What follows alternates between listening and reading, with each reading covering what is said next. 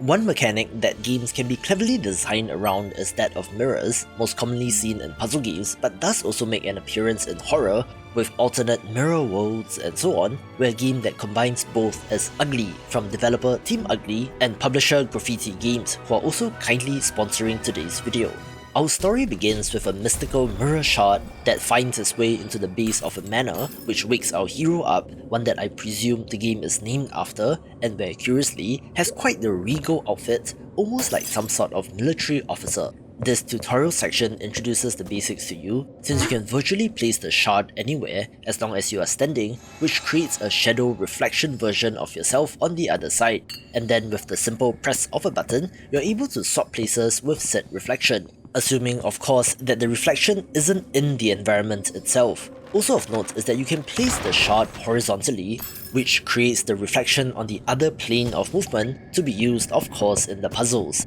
The tutorial also conveniently tells us about the reset mechanic when you find yourself stuck in a room where our character basically poisons himself or something, which resets the room. It took me a little while to solve this puzzle, which is expected of a new puzzle platformer, but I managed to figure it out and it's off to the races as we enter the main hub area. As you may be able to tell, this is set in a large, sprawling manor with different wings, each having multiple rooms, forming the basis of a hub and spoke structure, in which you need to find keys to unlock doors to access the next puzzle or hub. I stumbled upon these chalk scribblings, which are mini puzzles in themselves, since you need to place the shard and then to get into position, which then unlocks a memory of a past childhood trauma and also tells the story in the process. I then remembered that there was one such area that I missed in the tutorial area, so I ran back to get that as well.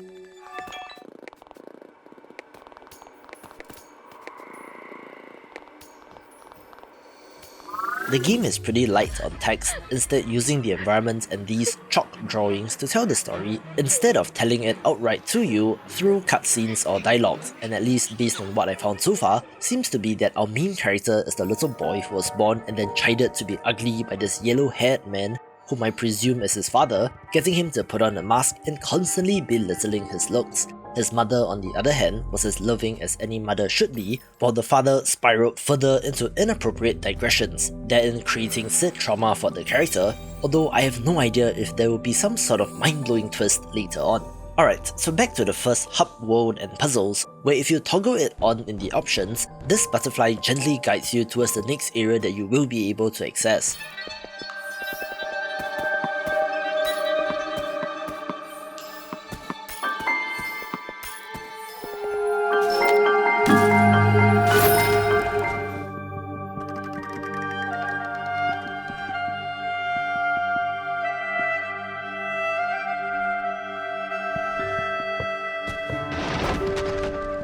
The first room is pretty straightforward, testing you on placing the shard horizontally, with the next puzzle in a little squared off area teaching you about how placing shards on moving platforms work, which can be a little mind-blowing to wrap your head around. While the possibility space of being able to place the shard anywhere seems huge, it does usually narrow down so it's not as overwhelming as it may seem, and after a little bit of puzzling out, I managed to get the key, although there is this curious rainbow door which I cannot seem to access just yet. I'm not gonna go through every puzzle since I want you to check out the game for yourself if it's interesting, but another aspect that I love about this game is how it walks the walk. The hub area itself requires the use of the puzzle mechanics, and it's not just a gimmick, where everything in this game really is built around this idea and how far they can push it. There's another interesting room which introduces lasers that don't harm you, but when reflected using the shard, creates a projection on screen, this time of the life cycle of a butterfly, which is curious to say the least, perhaps signifying the growth and change required of our hero as he works through his trauma. Okay, this next room I had some trouble with since due to how the rooms were constructed, it was as if you could get in but not out, with your shadow reflection just being one space short of the exit, so I did struggle with it, but then remembered that there was a hint toggle in the options and decided to use that. It is as simple as pushing a button, which told me where to place the shard, which then quickly solved the puzzle, so it's nice to know that the option is there just in case you get stuck. This room gave me a little bit more anxiety since it showed me that your mirror reflection could possibly go into rooms which are not lit, which means that even in the supposed black darkness of the other rooms, there is the potential for hidden rooms, which might mean that in order to find all the secrets or to get the true ending or whatever, you may just have to poke and prod everywhere. But at the same time, this level did explicitly show you the first room that was lit for a little while, so perhaps the developers are not that cruel.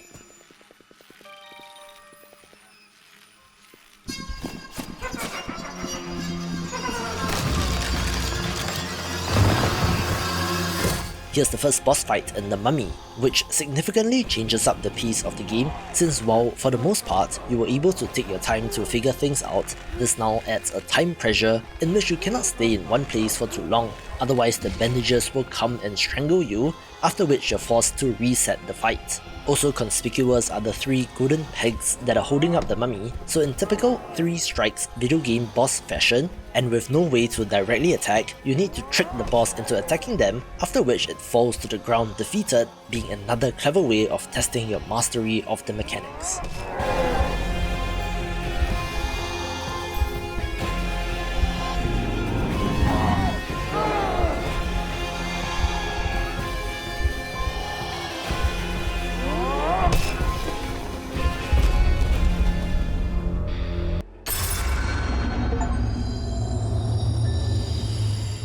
The next area sees a new mechanic introduced and this pink goo thing, in which you are unable to swap to your mirror reflection but can still place the mirror shard in it to be cleverly used in the various puzzles of course. There's another laser projection, this time of a strawberry rotting, perhaps signifying the corruption and squalor that this family falls into. Again, as mentioned earlier, this second hub area in itself is a puzzle, living the gimmick of the pink goo, adding additional areas of complexity as you move around. This is an interesting puzzle which has a skill and some additional weights which you need to combine with your knowledge of how the mirror shard responds to moving platforms in order to solve, so there are clever twists on the formula in itself. In order to get to one of the final rooms of the area, I had to zoom out so to speak, poking and prodding at the darkness to see if there were any hidden rooms but did not manage to find any, at least so far, with this large puzzle having a clever solution as well. Speaking of variety in mechanics, I did spend a little bit of time trying to figure out what is going on in this room, since the controls were all wonky, and then I realized that the ticking of the clock automatically caused our character to shift between the real and mirror locations, where you need to do platforming while switching between the two in order to get to the top.